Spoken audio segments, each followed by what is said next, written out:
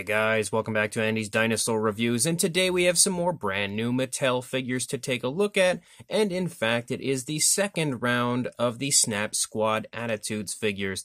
These are brand new, they just started to hit Walmart. I think the actual first verified appearance of them at Walmart was yesterday, and I already found them somehow, which is pretty crazy because usually things are really slow in my area and I don't find things quite often, but it's actually been getting a little better lately, so fingers crossed that continues. But again, we now have 4 different brand new versions of the Snap Squad Attitudes with a new repaint of the Dimorphodon, a new version of the Baryonyx. We also have another Velociraptor, as well as a Triceratops. And these newest ones, these two are just kind of like repaints completely, I believe. I don't think there's anything really different about those. But with the Raptor and the Triceratops, you can kind of see like a growling face on them now. So I do believe that is new in comparison to some of the previous ones. But as per usual, the Attitude Snap Squad figures have the same style packaging as they did the first round. You can see it's all pretty basic. We have an image over here on the side of each one that kind of displays like a preview of how the chomping feature works, but not really anything else too crazy going on with them, so let's go ahead, pop them out of the package, and take a look at them from there. So here are our Snap Squads. We've got our Triceratops, our Baryonyx, we also have our Velociraptor, and then our Dimorphodon.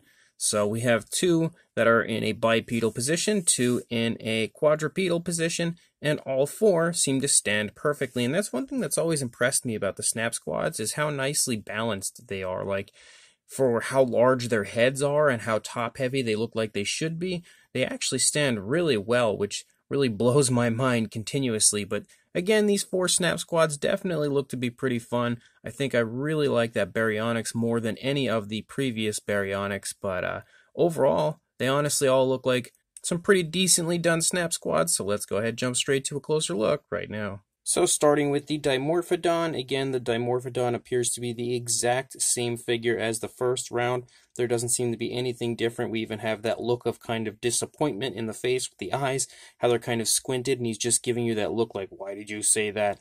And you can see the eyes are painted really nicely with a beautiful green. I really like the green tone that they've used for the inside of the eye right there. And we have the pupil that's facing front and center. You can see he's looking at us perfectly, so there's no misplacement of the pupil or anything like that. You can also see that primarily we have a purplish coloration for the body, a really dark purple, and then we have a speckling throughout that picks up here and there. You can see it. I'm not too sure. I think it's like a dark gray maybe speckling. We also have a lighter coloration here for the underside of the lower jaw, as well as the teeth are sculpted and painted in a nice, very light yellow, kind of an off-white type of a coloration. We open the mouth, and of course we have some really nice detail included inside the mouth like we usually do. Beautiful, very realistic tone of color included, as well as a nice gloss coat like always. And we have lots and lots of force on that jaw. It's definitely a very strong articulated jaw.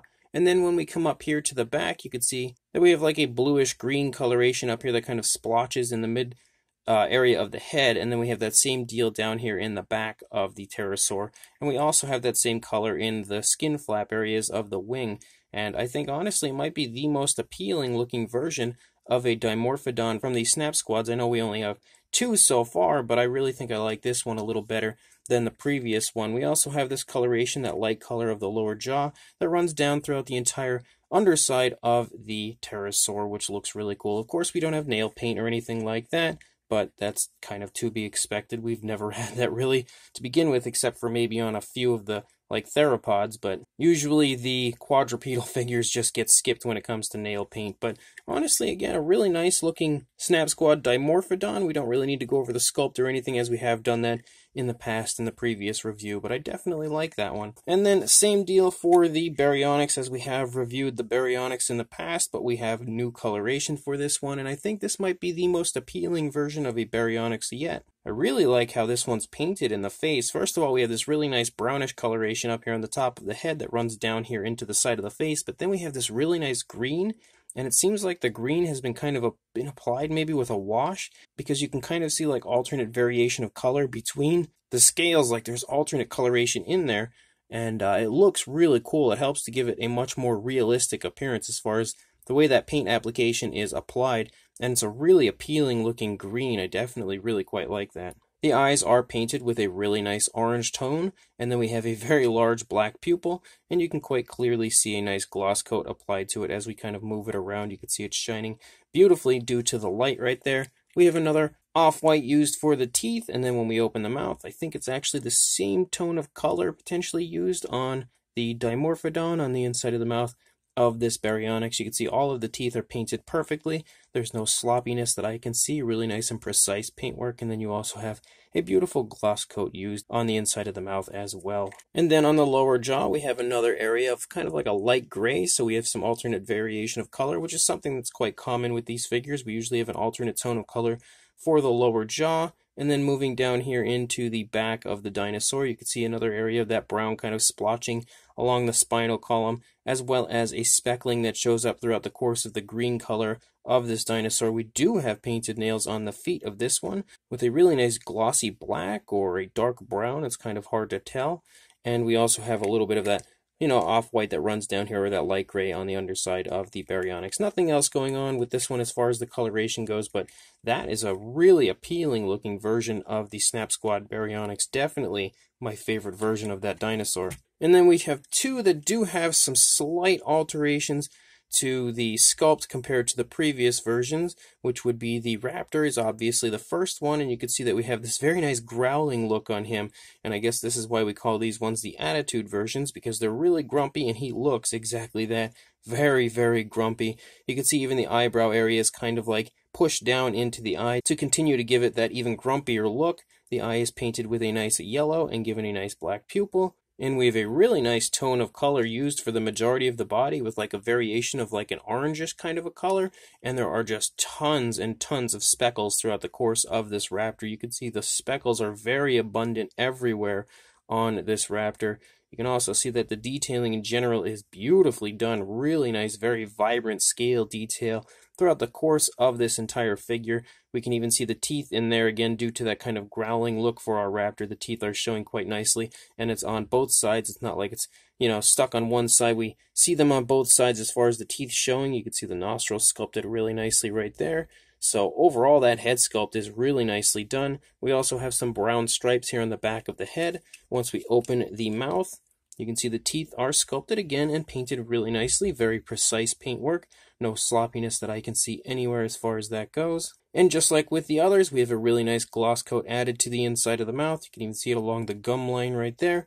Really nicely shining. And overall, the paintwork looks fantastic on the inside of the mouth of this raptor. Same tone of color used, I believe, on the inside of the mouth as the previous ones as well. And then we have kind of like a khaki or a light brown here for the lower jaw that runs down through the course of the underside, just like all of the others. We also have painted nails with a nice glossy black on this one, and you can continue to see how those speckles are everywhere throughout the course of this figure. It's really speckled. We also have another area of that brown here on the back that just kind of splotches along the spinal column.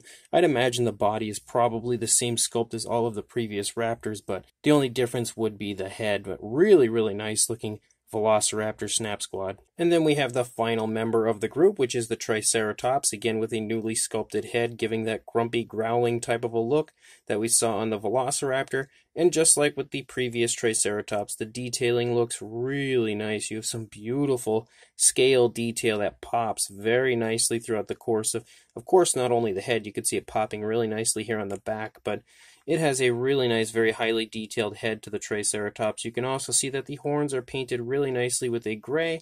They also sport some pretty nice detail, and the gray has a nice glossy look to it as far as the horns go. The beak, unfortunately, doesn't have any alternate coloration. Like, it's the same green that we see for the majority of the body. I would have liked to see a little alternate color variation in the beak, but we did not get that. We do also have some really nicely painted eyes with a yellow and a big black pupil. And I like that they've shown off like the movement of that growling area there nicely in the face. Like, you can see how the scrunching of the skin is shown there in the face of the Triceratops. It looks really nice. You can also see the nostrils sculpted out right there. And of course, up here in the frill, you can see some speckling as well as some splotchy browns showing up here. Almost like a reddish brown, but it looks really, really nice. And then as per usual, we can open the mouth here to see the inside of the mouth, and you have some very nice looking teeth in there. painted with an off-white, and then a really nice realistic tone of color for the majority of the mouth. And of course, that's the same color we've seen on every single one of these figures so far. But you can also see that the inside of the mouth sports a nice gloss coat like all of them also have so far. And of course, he would snap on quite nicely. He has a lot of force in that jaw. Almost dropped the poor little guy. As we move back here into the back, you can see how nice even the detailing of the back of the frill looks. It looks really, really vibrant as far as how that scale detail pops on the back of the frill. We have some more of that brown kind of splotching along the back right here, and that as well looks really nice. Plays off of the green beautifully due to the lighter and darker tones of color and how they mesh together. And you can see that we have that speckling again throughout the course of the entire figure, just like pretty much all of them have. We don't have nail paint because of course not, it's a quadrupedal figure. We usually don't when it comes to these snap squads.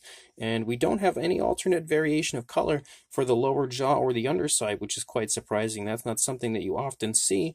But on this one, we actually do not have any alternate variation of color. But he's still a really nice looking Triceratops. Definitely dig the overall appearance of him. Beautiful sculpt for what a snap squad is. And I really do like the appearance of this kind of grumpy, growling look that we have on these newer figures. And then, of course, as far as articulation goes for our figures, you always have the articulated jaw in the snap squads. It's kind of their gimmick. They can also hang very nicely, like usual. And then you have articulation in the arms, legs, and tail. And it's not like something where you can move it and it stays. They all just dangle, so then when it's hanging off of your finger, it can have that really adorable dangly type of a look to it. And then the raptor fell on his face. There we go.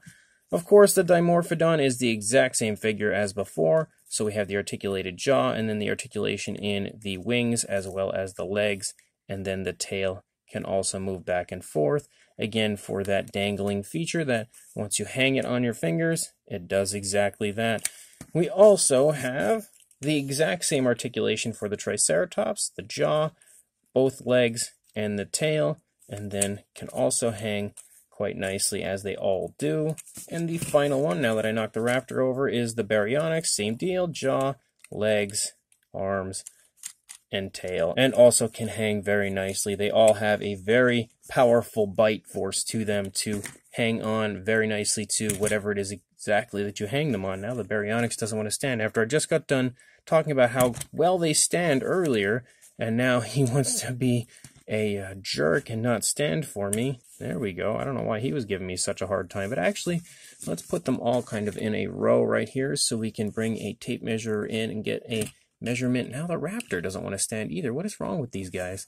They always stand so good until I actually comment on the fact that they stand well, and now they don't want to stand anymore. But as far as a size goes, we're of course not going to measure each and every one. We're just going to run the tape measure over top here so you can kind of get an idea of how sizable they are roughly. I'm sure by now, if you are interested in the snap squads, you probably have one, and they're usually all in that same size range continuously, so there's no real big difference in size between these and any others.